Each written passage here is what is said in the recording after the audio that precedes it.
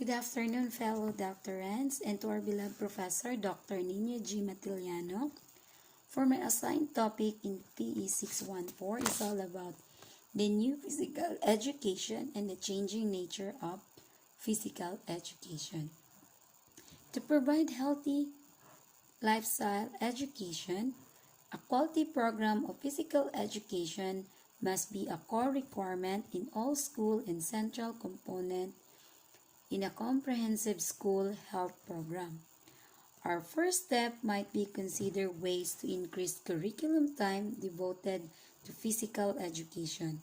In addition, schools need to thoughtfully analyze the design and delivery of school physical education program to ensure that they are engaging, developmentally appropriate, inclusive, and instructionally powerful, and that they are designed to teach students about the importance leading physical active lives. Okay, the learning objective first, to appreciate the importance of physical activity. Second, to identify quality physical education programs. Third, activities that promote learning. And fourth, hands-on administrative leadership. Okay, 3 new and fun games physical education that you can apply in your PE class.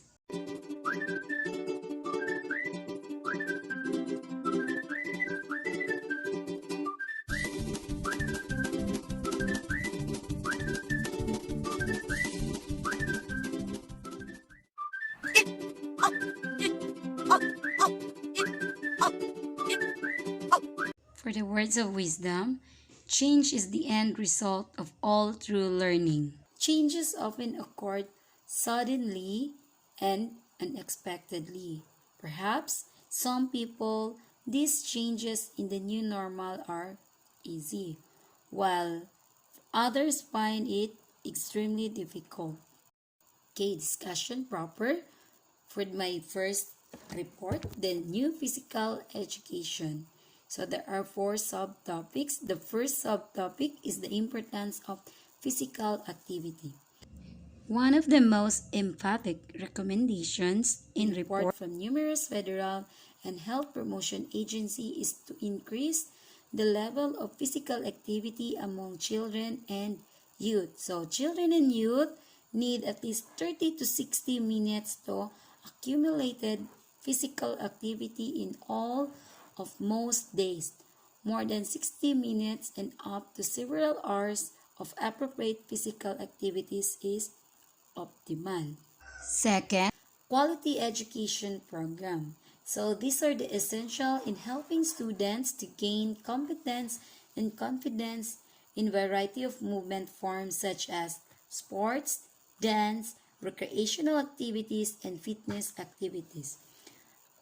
Well, according to NASPE 1995, the National Association for Sports and Physical Education has developed national standards for physical education that define a physically educated person. So these are the standards of the NASPE. First, a physically educated person must be demonstrate competence in any movement forms and proficiency in a few movement forms. Second one, applies movement concept and principle to the learning and development of motor skills. The third, exhibit physical active lifestyle. Fourth, achieves and maintain a healthy enhancing level of physical activity. Fifth, demonstrate responsible personal and social behavior in physical activity settings. Sixth, demonstrate understanding and respect for differences among people in physical activity settings. And the last one, understand that physical activity provides opportunity for enjoyment, self-expression, and social interaction. So if standard alone will not ensure the quality program, although many programs are using the standard to create innovative, coherent, and learning-focused program. The field of physical education, like any other field, is driven as much by tradition as an innovation. So the teacher must carefully select and sequence content, align instructional method with learning goals, and create meaningful assessment of physical activity. Okay, the next is activities that promote learning. So each lesson should have a clear instructional purpose. Next, teachers need to teach towards learning. Next, not just organized or participation, then content selection, management protocols, and instructions should aim toward increasingly activity and learning engagement. And the last one, teachers should remediate if needed. So, we need to uh, help the students to find success, enjoyment, and confidence in their physical activities because it is very important. And the last one, hands-on administrative leadership. So, to provide opportunities for ongoing staff development. Second, observe and evaluate instruction and assessment practices. Third, plan new facilities or modify existing facilities. And the last one, link components of the comprehensive school health programs. So all we need is to provide instructional experiences in which students are to be active and engaged in developmentally appropriate ways.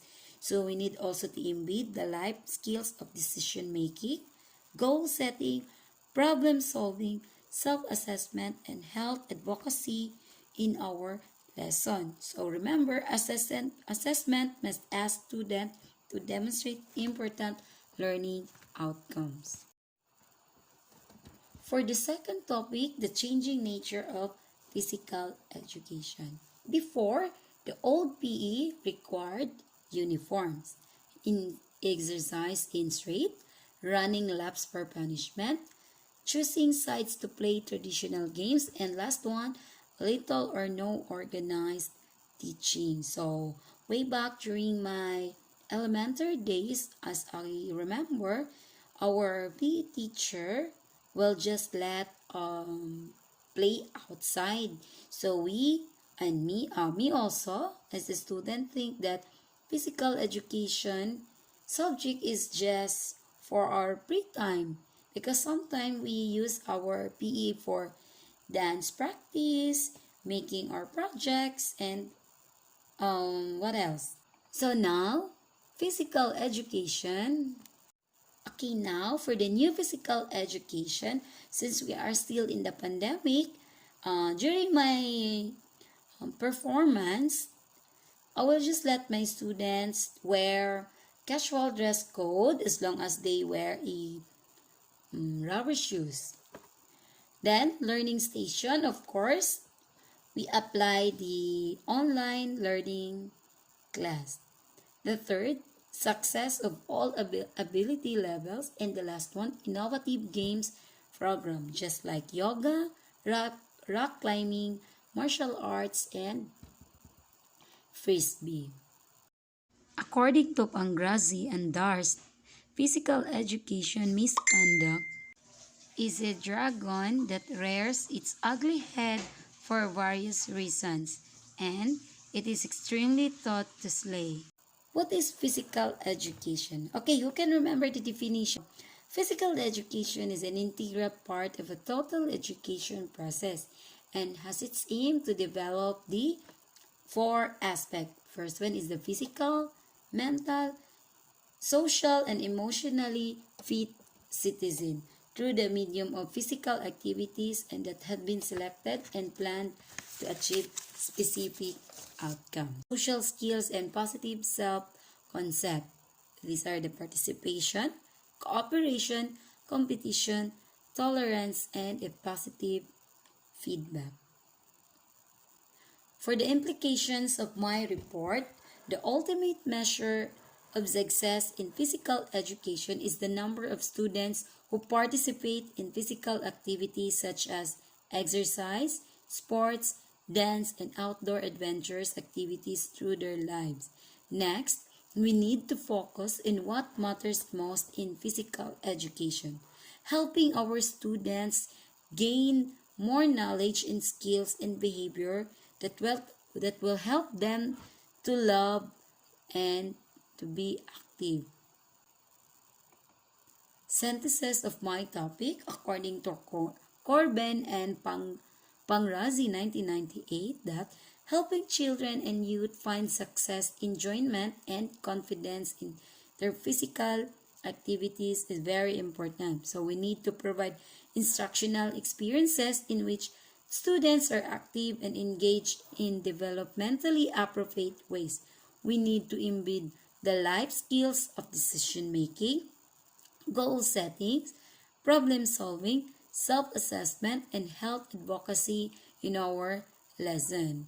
And last, according to Allensworth and Colby, 1987, to provide healthy lifestyle education, a quality program of physical education must be a core requirement in all schools and a central component in a comprehensive school health program.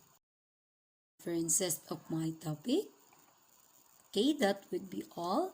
Thank you.